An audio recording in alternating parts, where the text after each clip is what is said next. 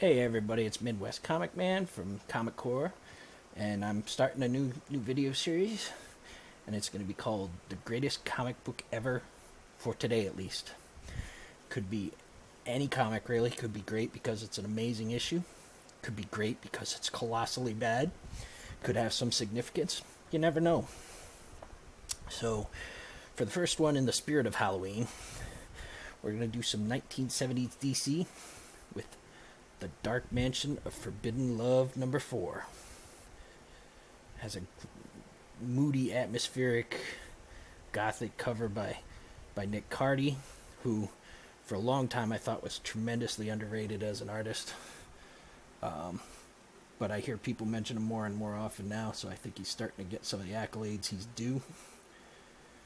So let's open this up and see what we got. First off, one of the ads that was in virtually every comic book from the 1970s. The insult that made a man out of Mac. Charles Atlas ad. You'd be hard pressed to find a comic book in the era that does not have this ad, so I don't know how much they spent, but it had to be a lot. So the story for this issue is The Grey Lady of Coburn Manor. And this was written by Dorothy Manning, and the art was by Ernesto Chua, who you may not recognize that name, but he had it changed to Ernie Chan and did a tremendous amount of work on Conan. He did a lot of the Savage Sword of Conans, did some work on the regular Conan title. I know he inked some Hulk and some other stuff. So, definitely a good artist. So it starts off with two American co-workers heading to the requisite rainy English manor that they're hoping to turn into a hotel for their company. And it comes complete with the creepy butler. Even has a black cat on his shoulder. And he keeps telling me there are many rooms you can't go into because they're not safe. So, of course, the lady immediately goes running into one, goes over by the fireplace, and the cat attacks her. So, they go rushing upstairs to get some iodine for her.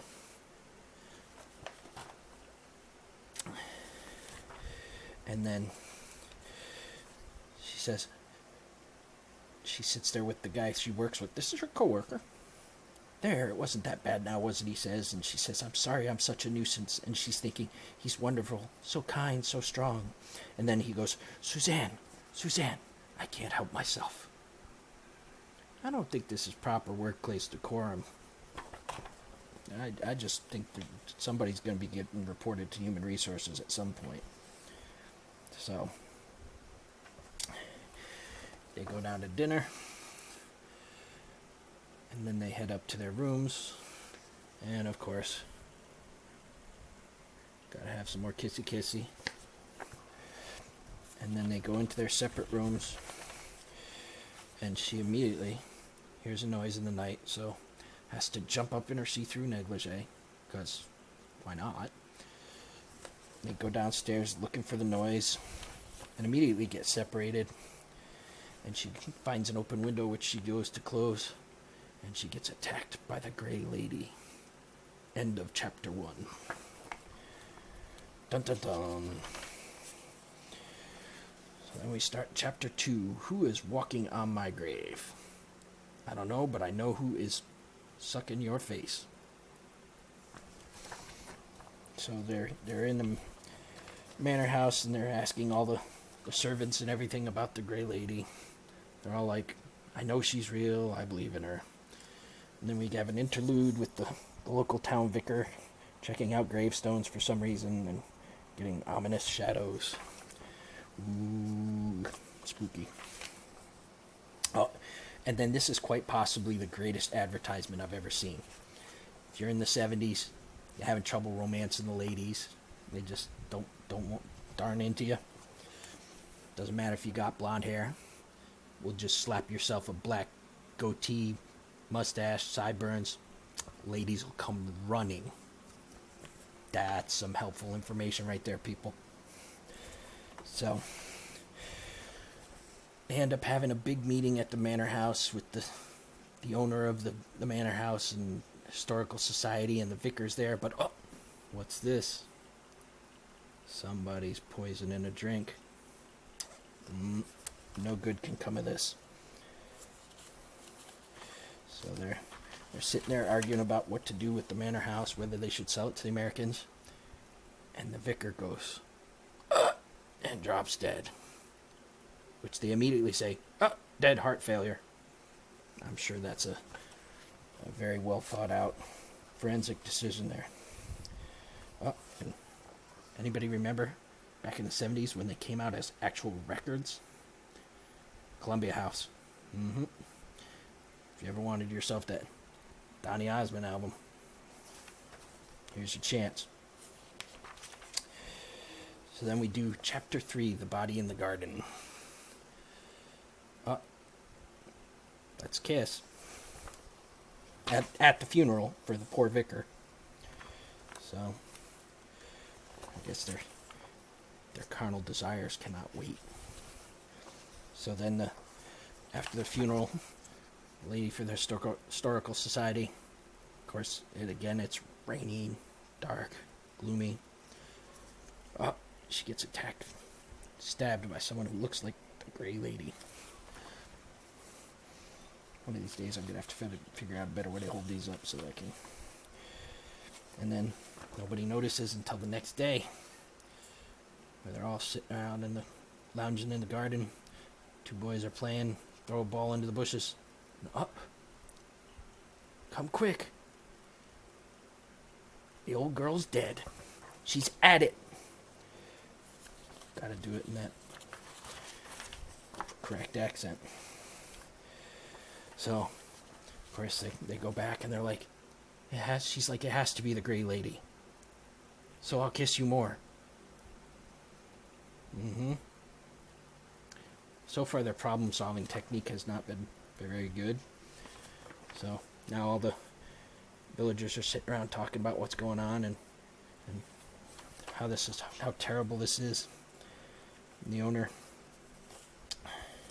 Lord Whittlesey, he says, I'm going upstairs. I'm not feeling well. And dun dun dun. End of chapter 3.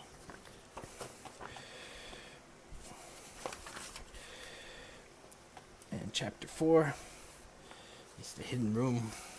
It starts off with them saying the lordship has had a stroke, and got the police outside not letting anybody leave. So, and then the girl's sitting there and she's like, he's starting to make a fire and she's like, I hate it here, it's so gloomy and cold. And he says, yeah, let me warm it up for you. But I think she's got a different kind of warming up in mind. But then someone in gray flicks the switch. Of course, we get her dress immediately turns see-through, which wasn't before. So apparently turning off the lights makes your dress see-through. Girly scream there. Eee! So she passes out, and he goes running off, and he finds upstairs, he finds in the window a contraption set up to make the Gray Lady appear. It's not really a person. Shocking. And then he runs back to the original room that they weren't allowed in. He finds a secret door. And he finds the ring from the lady that got killed. Meanwhile, our heroine is upstairs, passed out in her bed. Whatever is going to happen. Looks like she gets attacked by someone wearing gray, but her loyal man, co-worker, comes running up and grabs him. His name's Brian. And he whips the mask off. It's Lord Whittlesey, who had the stroke. And he would have gotten away with it if it wasn't for those pesky kids. So apparently he took some drugs to fake having a stroke, and he doesn't want his house turned into a hotel. But he's been vanquished, so it's time for more kissing. And then the story ends, but at the very end it says, the last was over. Or was it?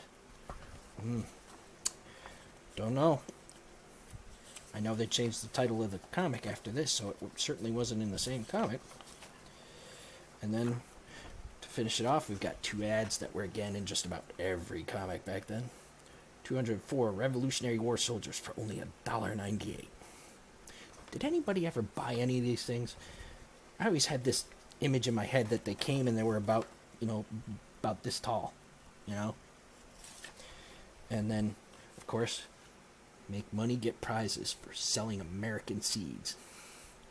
About the only ad that isn't in this one is the Sea Monkeys one. So, but 52 pages, 25 cents, great art, a troubling story of coworkers that just can't control themselves. But great stuff. I mean, totally 70s. But that, for today, is the greatest comic ever. So, we'll see you all Friday night on the Comic Core, Sunday night on Blaster Stash It. Until then, cheers.